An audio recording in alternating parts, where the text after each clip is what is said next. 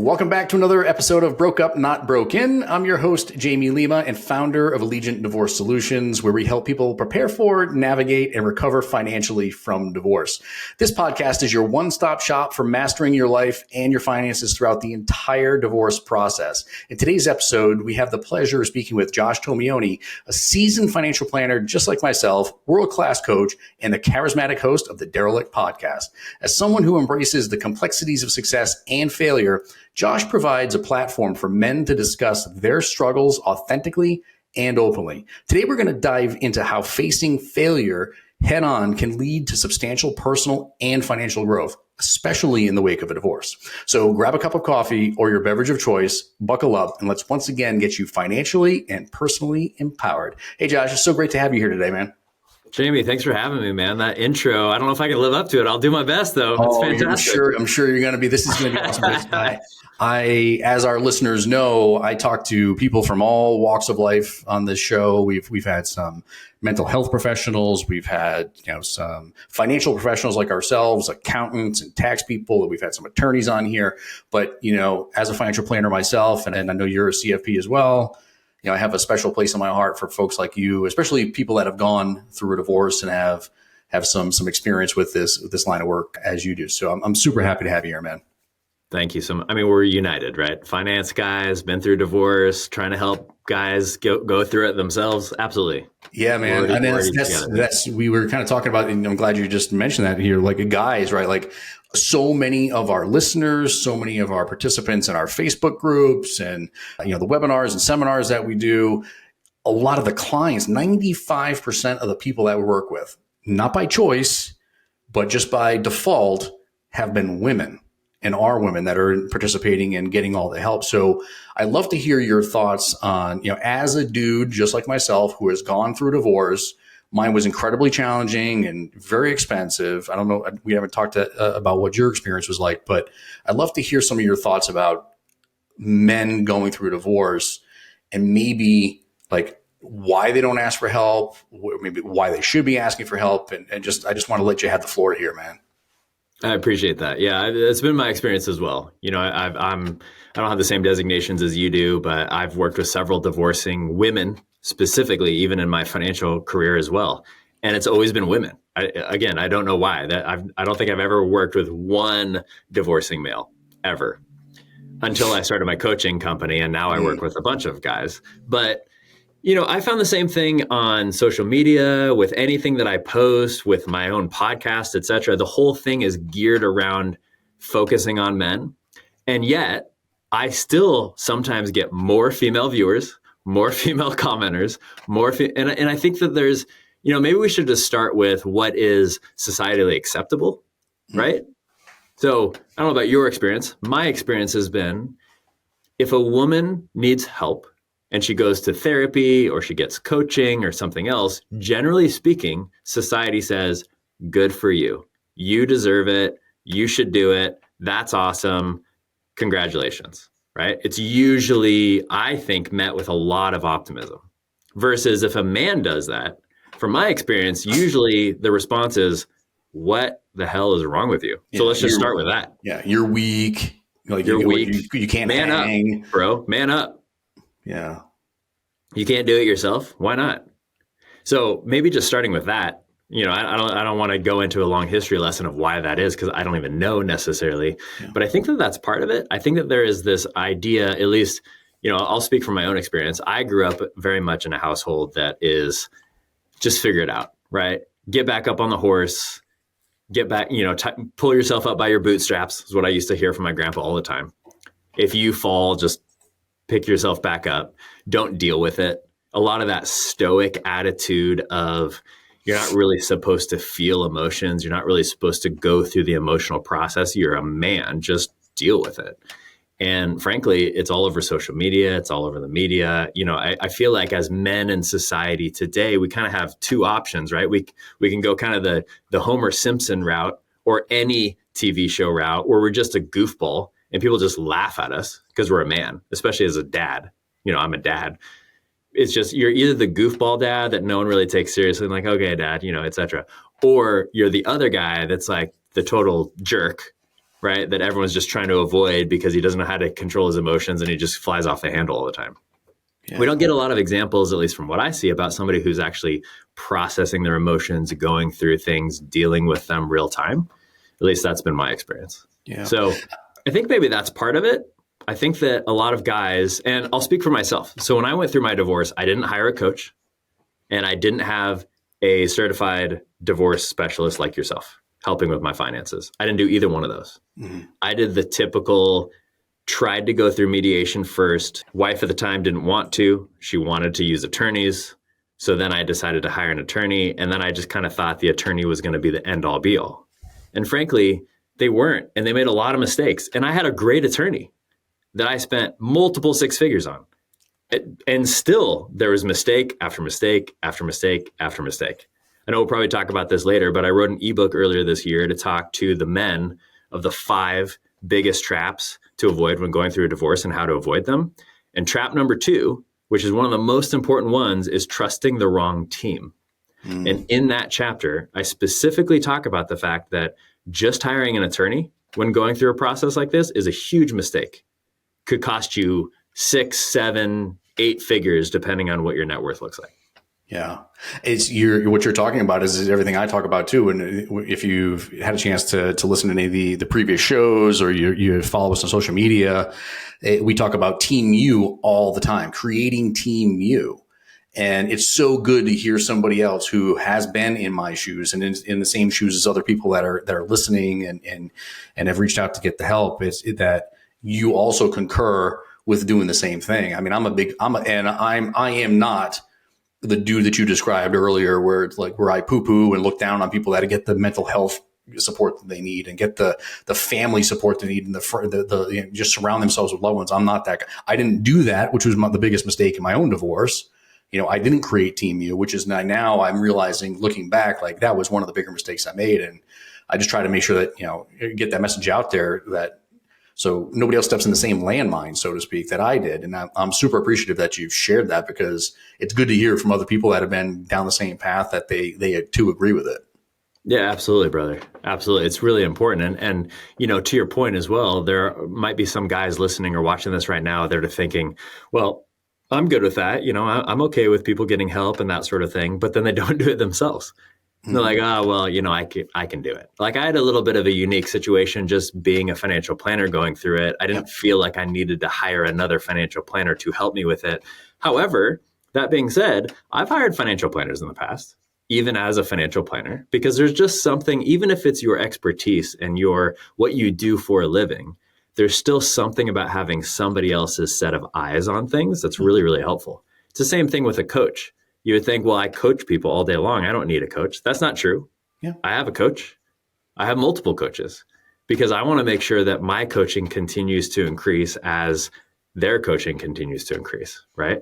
Yeah. So let's talk a little bit about that. Maybe we'll just address that chapter here real quick. Yeah, let's talk about it. So I would say probably the 2 most common people on the team that I see missed. And this is for all your viewers. They already know that you do financial planning, but seriously, reach out to Jamie because the financial piece is huge. Here's one of the main reasons why. Get ready for this. If you're an attorney listening, I apologize, but it's true. Attorneys suck at numbers. I'll repeat that. Attorneys suck at numbers. And that's okay. You don't want them to be good at numbers. That's not their job. Their job is to help you get as much time with your kids as possible, if that's your goal. Make sure that things are equitably divided. Make sure that the contention goes down as much as possible, and make sure that you get through this horrific process of your divorce. Attorneys are very, very needed. I work with attorneys all the time. Huge fan. And they suck at numbers. So do not expect an attorney to give you the right numbers as far as your finances, as far as your alimony, as far as your child support, even as far as dividing up your assets, because for them to try to calculate things like how much money should you get from a retirement account that hasn't been paid taxes on, et cetera, their minds just explode. If you ask them to look at your tax return and you're a self-employed business owner, their minds explode and they don't understand. Even though you're making zero money on your tax returns, but you're living $1 million lifestyle, they don't know how that works. They also don't know how to separate it and then how much money to give your ex-spouse. So be really, really careful with that. Hire somebody like Jamie. Number 2, Like you said, Team U, extremely important. I see a lot of people going to therapists, which I did. I had a therapist at the time. Huge fan. Also talk about therapists in the book. However, there's a big difference here. A lot of people sometimes wonder, what is the difference between a therapist and a coach? So I'll help explain that for a moment. A therapist's primary job is to help you deal with your childhood trauma, whatever trauma you have brought into your adult life, whatever that is. If you haven't moved past it, you haven't grieved it, you haven't healed it, that's what a therapist is for. Huge fan of therapists, had a therapist for years, etc. What a therapist's job isn't, and a really good therapist will tell you this, a therapist's job is not to coach you into the future. That's not their job. Their job is to help you review the past, to remove that from your future. Their job is not to help coach you into the future. So let's go back to the situation of going through a divorce. Again, a therapist is going to be very helpful dealing with maybe how do you deal with your ex-spouse through this, especially if it's contentious. Dealing with the filters that are popping up for you that you're having a hard time dealing with moving forward with this. Huge fan of that. What they're not going to be able to help you with is how do they coach you moving forward into what does the next stage of your life look like? For everybody going through divorce, it ends with you 2.0. A therapist is not qualified, experienced, or educated in order to help coach you into you 2.0. That's what a coach is for. Specifically, though, I would say, and this is not to toot my own horn, there's plenty of us out there, but specifically find somebody who's been divorced. That would just make sense, right? Like somebody that's been through a contentious, difficult divorce to help coach you through a contentious, difficult divorce. It's kind of like trying to explain to your friend that has kids or doesn't have kids, what having kids is like. You're like, I have a dog, I understand. Really? No, you don't. You have a dog, I have 3 children. That is not the same thing. And you're not going to understand it until you have 3 children. Then you'll understand it. Then you'll come back to me and be like, oh man, I was way off. It all makes sense now. Yeah. It's the same thing with a coach, right? Like, what are you going to trust somebody who hasn't even been through the process themselves? Yeah.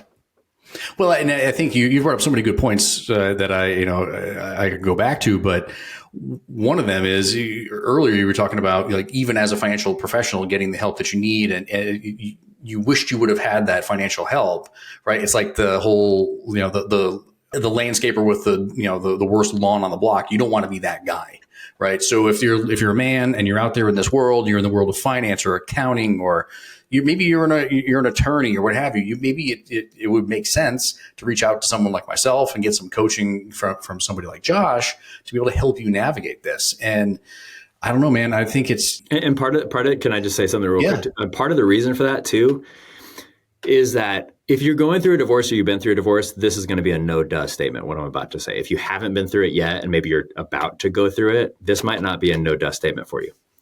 From my experience, everyone I've ever talked to that goes through divorce, their mind and soul and spirit is so consumed with the process that you literally can't think straight because your entire body is either in flight or freeze pretty much the entire time you're going through the process. So in that situation, your mind literally cannot think correctly. So because of that, even if it is your expertise, having another set of eyes on it, and I'm not being dramatic here, can save you 6, 7, 8 figures in money. It can save you having way more time with your kids. I lost a good amount of time with my kids because of some dumb mistakes that I made at the beginning and that I then had to rectify and pay 6 figures to get back. I lost a good amount of money, even though I'm a financial guy, just having to deal with this stuff because I didn't have a coach going through it. So I made all the mistakes, so you don't have to.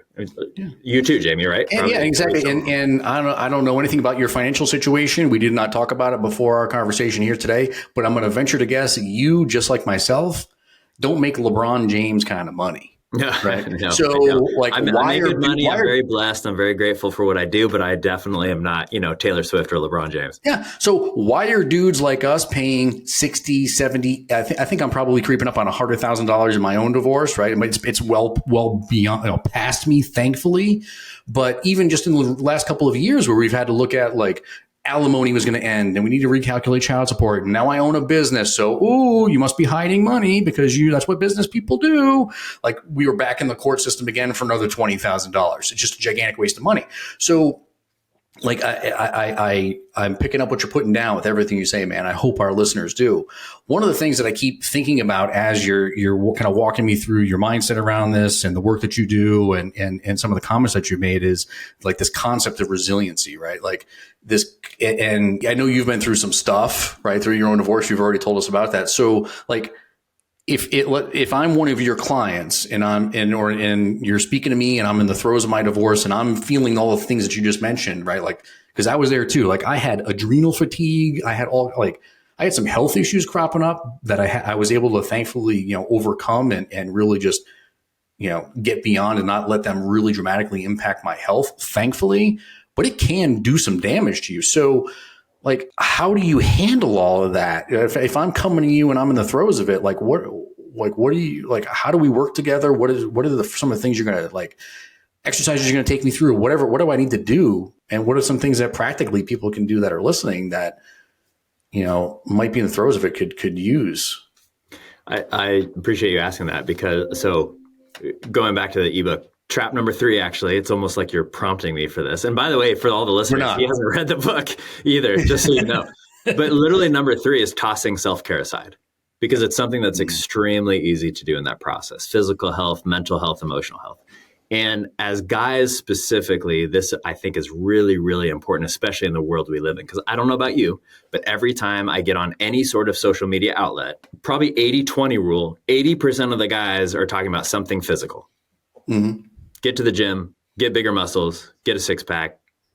Everything's going to be fine as long as you're physically okay, which is just not true. Mm. Now, can a lot of the mental stuff start with that? Sure, it can. So one of the things that we do talk about is we do talk about the physical, but this is not to get jacked. This is not to have a body to make your ex jealous, which, I've been there before. I get what that's like. So, but that's not the reason. The reason why is so that you can free up mental capacity.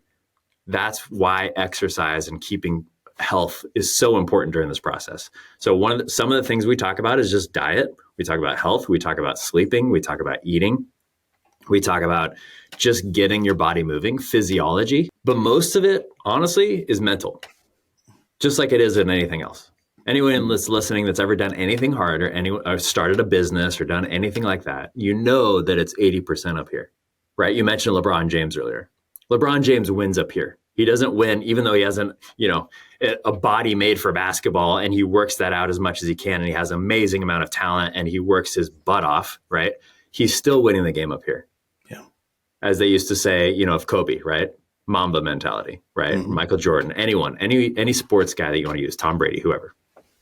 So we work on that a lot. During a divorce, though, it's really hard, at least it was for me and the guys that I work with, to somehow feel like the most confident guy in the world, right? Like you're going through this terrible process.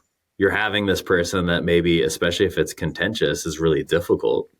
How are you supposed to feel that way? So what we spend a lot of time on is, it's going to maybe sound a little cliche, but just visioning what 2.0 looks like. So the very first thing, just practically for everybody listening, watching, here's what I would encourage you to do, especially if you're going through this. And by the way, this is not just if you're going through divorce. If you're going through any sort of relationship transition, or you just went through one, or you're going through a job change, if you're at any part where you're like, I'm feeling a little insecure, maybe less confident right now, here's the very first thing that I would recommend you do. And it's very, very simple. Get yourself in a good state. How do you get yourself in a good state? Usually move your body has to be a part of it.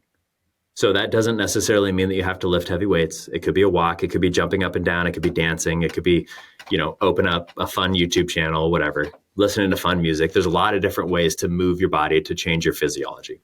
Yeah. Feel free to reach out to me if you want some specific ways. I'll give you my information in a second. So moving your body is key. In order for our brains to remember things, we have to add movement in order to remember them. Let me give you a perfect example for this to prove my point for anybody that's like, yeah, that's not true. When have you ever gone to a business conference or any sort of conference, sat there for hours, didn't remember crap afterwards? Or even if you took real great notes, how long was it until you didn't do what was in those notes? A day, 2 days, 3 days, a week? Part of the reason why, and so one of my, the GOAT, as far as anyone is ever concerned for me, I have a huge man crush on him, is Tony Robbins. And one of the things that he's really big about is moving your body, physiology during his conferences, which I go to all the time because they're amazing.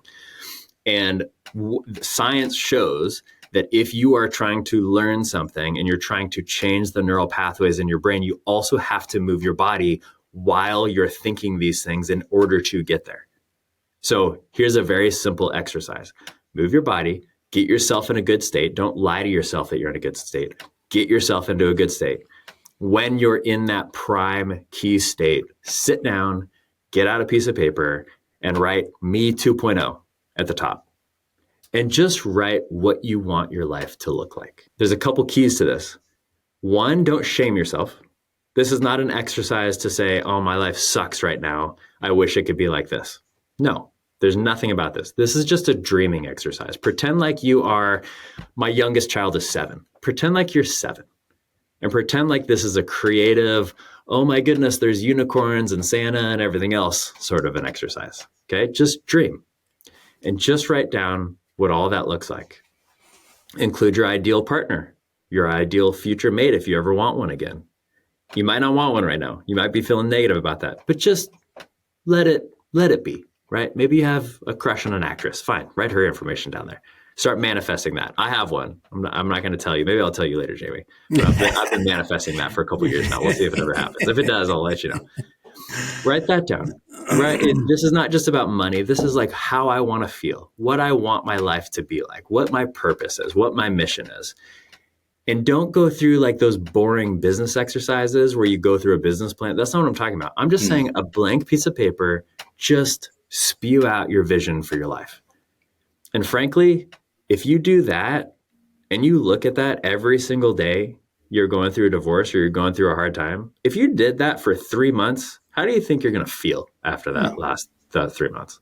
It's the vision board scenario, right? I mean, that's why people make vision boards. Absolutely. And we go through the same experience and exercise, and not related to divorce, but in similar fashion with the financial planning clients we work with. I know you do this, right? Like that's part of the CFP process as a certified financial planner.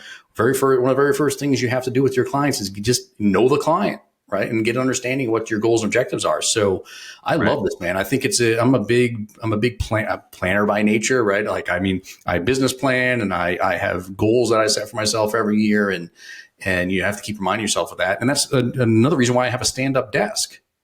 I stand up from 7 o'clock in the morning till 5 or 6 o'clock in the evening when work is over. And that's because I feel like I absorb information much better than if I were just sitting down. Right. So it's like, I'm a big fan of this stuff, man. I'm so glad you brought this up. Yeah. And, I think it's, again, just speaking of the people that have been surrounded by me for a long time, is that as a guy and as a business owner, we all know this stuff already intrinsically, just as far as our business goes, right? Like we have to vision, we have to do all this.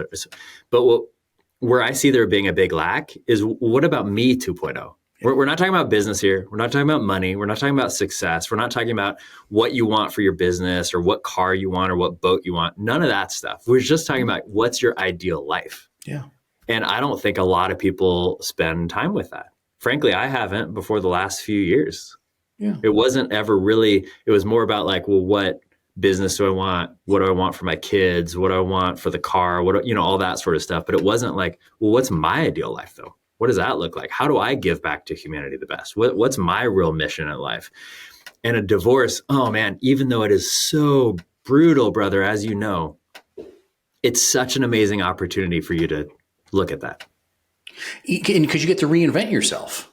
Just like you just said. I mean, you've been talking about it for the last couple of minutes. I mean, this is an opportunity for you to really have the life and live the life that you really wanted. Right. And we handle all the financial aspects of divorce. And there's a lot we could talk, for another half an hour on how this impacts the financials. But I mean, if you can get your head right and you get that vision, you're going to make better financial decisions when it comes time to put pen to paper and sign on the dotted line on that divorce decree or marital settlement agreement, or whatever your state calls it. But again, another missed exercise that I didn't go through during my own divorce. And that's the whole point of this conversation, which I'm so thankful you're bringing this stuff up, is like, these are landmines that people step in all the time. And I'm, we've got to help them avoid them. Absolutely. This is the what I always call the carte blanche segment of our show as we're getting ready to wrap up here. But I know you have the ebook, so talk a little bit more about the ebook, and then if there's anything else that any other questions or anything I should have asked that I didn't ask that you'd like to share with our listeners, I'd love to hear from you. Sure. Yeah. So the other thing that I mentioned to you earlier as well that I'll mention to all the listeners is I do also want to offer all your listeners something just because you had me on the podcast today. So my ebook is on Amazon. Feel free to look up my name and go find it there right now. Or if you want, find me on Instagram. I'm the Derelict Podcast. Maybe Jamie can add it to the show notes. Mm-hmm. But just go on Instagram, the Derelict Podcast, and DM me the word Allegiant, as in Allegiant Divorce Solutions. Just DM me the word Allegiant, and I will know that you want the ebook, and I'll send it to you for free. So again, it's the 5 traps men face when going through a divorce and how to triumph over them. I think it's going to be really helpful for you. So again, DM me on Instagram, the Derelict Podcast, the word Allegiant, and I'll send it to you. But as we wrap up, let me skip ahead to number 5, which I think this makes 3 of the 5 we've talked about today, right? So again, DM me if you want the other 2. Number 5 is your relationships after you continue to move forward with the divorce. So tanking relationships past divorce is number 5. They're all T's. Mm-hmm. This one's tanking relationships. The number one thing, when I wrote this ebook, I went out to many people and interviewed them all the same thing. I basically sent out a survey to a bunch of people on my list that went through a divorce that I've known either as friends, as people that I've coached, as just business partners, across the board. I asked them all what the top things that they wish they could redo from their divorce. Ironically enough, it was pretty much the same that I was already thinking of writing the book. It's amazing how similar this is no matter what your divorce looks like. But I would say that number 5 was the biggest one that I heard from all of them. And that was, I dated too soon. Every single person. I dated too soon. They dated a day after, I dated too soon. They dated 6 months, they waited 6 months, I dated too soon. They waited 2 years, I dated too soon. Same answer. Didn't matter how long they waited. Everyone gave me the same answer. Why? So we're not going to talk about timing here because there is no magic number. Don't ask me for a magic number. There's all these theories online. Even if you type it in AI, they probably give you a theory like half the time that you're with your partner, or at least a year, or 6 months past every full moon or something. There's all these weird things. There is no number. Here's what I'd say though. The reason every single one of them told me the same thing, which is true for my life as well, of too soon, is because they started dating before they actually went through the grieving process themselves and before they actually healed themselves. So when they went out to find somebody else, they put some of that healing process on that person. If you've ever been in a relationship where you've put part of your healing process on someone else, tell me that it worked, because I've never heard that before. If you put your healing process on anyone else besides yourself, it will not work. I promise you. I promise you. It's one of the tenets of any healing group that you could be a part of. You have to do it yourself, between yourself, your higher power, your universe, your God, whatever you call it. It has to be there and here. That's it. It cannot be because of somebody else. Somebody else cannot heal for you. So my words of encouragement would be that you're not going to be single forever, and it's okay to take time now. And if you don't, like I didn't, again, failure again, like I didn't, it will be only harder the next time around. I promise you that. Because I had a couple of long-term relationships after my marriage so far at this point in my journey. Both of them probably didn't heal as much as I should have, and it was brutal afterwards. I remember hearing this before I got divorced. I was a part of this divorce group, and everyone in the group said the same thing. They said the relationship that they went through after their divorce was harder when they broke up than their actual divorce. And these are people that had the most contentious divorces I've ever heard of that made mine look like simple divorce.